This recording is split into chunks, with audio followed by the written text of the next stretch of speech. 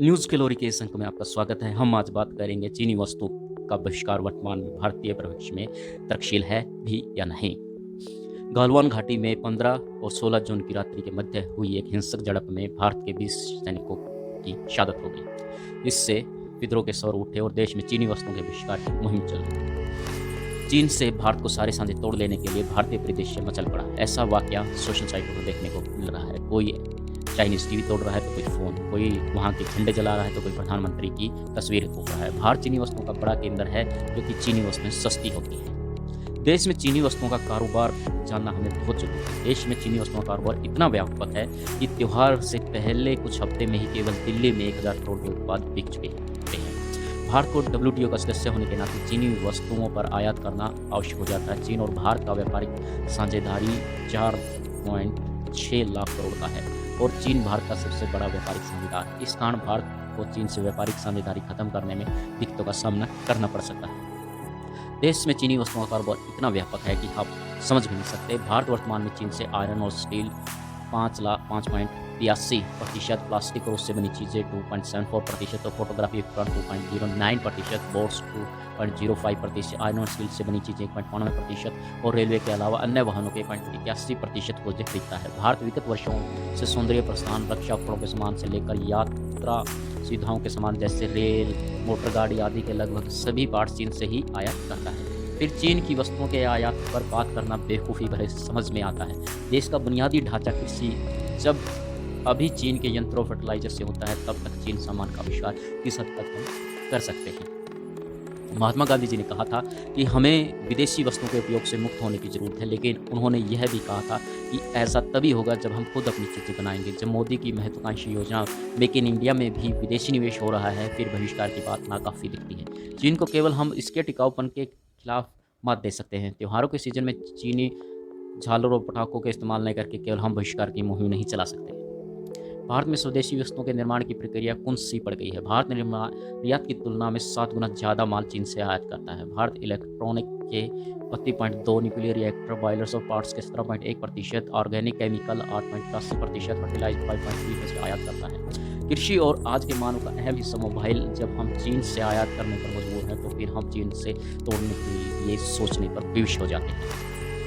चीन भारत के लिए नहीं, दुनिया के बड़े ब्रांड्स का मैन्युफैक्चरिंग हब बन चुका है।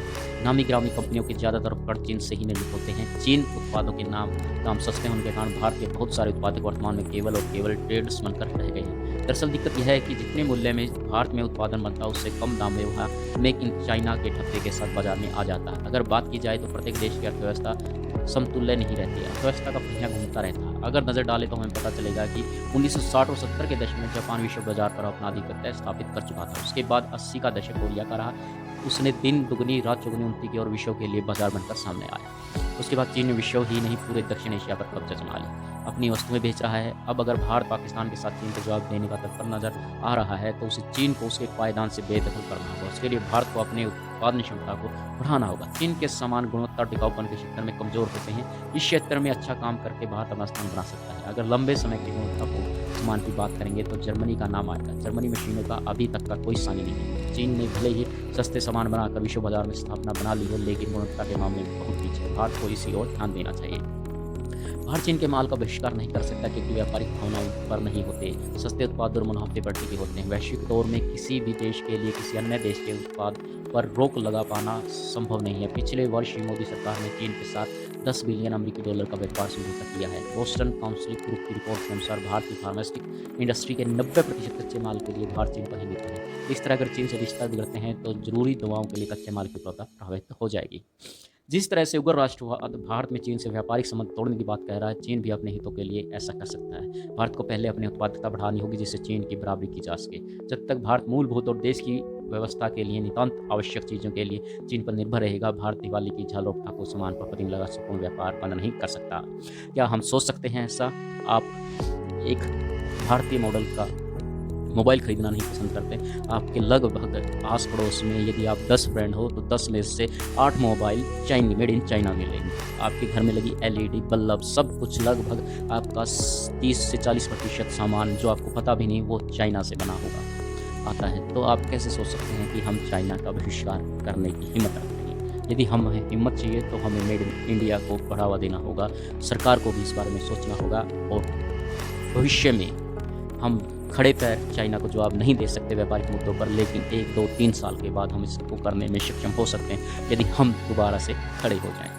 धन्यवाद। यदि आपको ये अंक अच्छा लगा हो या विचार अच्छे लगे हों तो लाइक कीजिए, शेयर कीजिए और सब्सक्राइब कीजिए। धन्यवाद। आपका अपना राहुल।